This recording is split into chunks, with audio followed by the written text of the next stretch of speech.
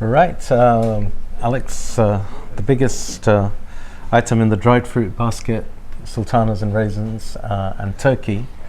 Well, what's the story so far in the development of the price? About 3 weeks ago, the Turkish officially announced that this new crop was going to be about 195,000 tonnes. Right. Which isn't that big, and it's compared to last year it was about 350,000. Yeah. So, in my mind, that's a huge difference because you're talking about a fast-selling commodity. Yeah, but 350 is a bumper crop. Oh, I see. Okay. That's a bumper crop, I think. So farmers have seen the Turkish farmers have seen this damage from hail and frosts, and as a result have kind of withdrawn from actually making sales. Okay. They're really very bullish as to what price they're going to get for new crop. An email that we got from one of our colleagues is that they expect a price of between 5 and 6 lira a kilo. Okay, that's huge. And last year, or an average price is generally about 2.5 to 3 liras a kilo. Right. Yeah, I think new crop is going to be quite fun, at least on the opening. Right. Okay. And meanwhile, of course, this is all written on the walls since the frost in well, I guess about March, isn't there? March, That's April. right, yeah. And the loss of the flowers, therefore, and everybody's been expecting this. And I believe a lot of people took position then. Yeah. A lot of the traders will have taken position, and the factories too, I guess, will have gone and bought out a good chunk of raw material.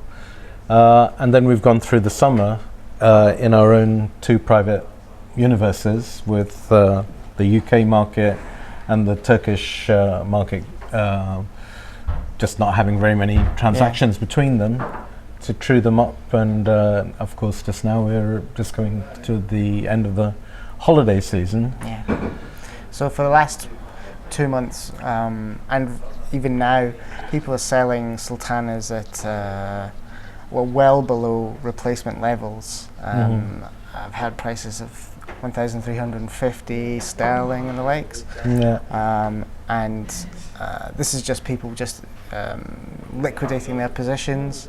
But when the buying starts for new crop, there will be a bit of a kind of shock as to what's happened here. Well, yeah, and then if you put yourself in the position of a buyer who's got to buy the sultanas, I don't know, for a fruit loaf or something, and his guys are going to be making sales now for January the 1st to December 31st next year.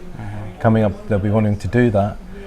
He'd have to be quite careful to base his forecast on the new price, which is going to be coming up in the next 2-3 months.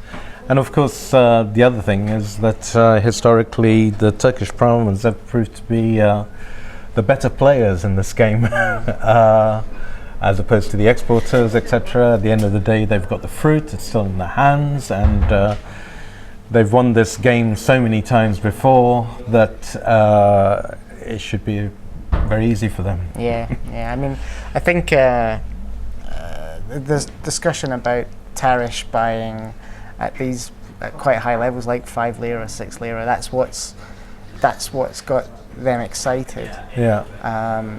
Whether they do is another matter, or how much they do at that price is also another matter. But at least, in the next 10-14 days, as the crop is drying, which is the weather is good for drying, I think it'll open up quite high. Right.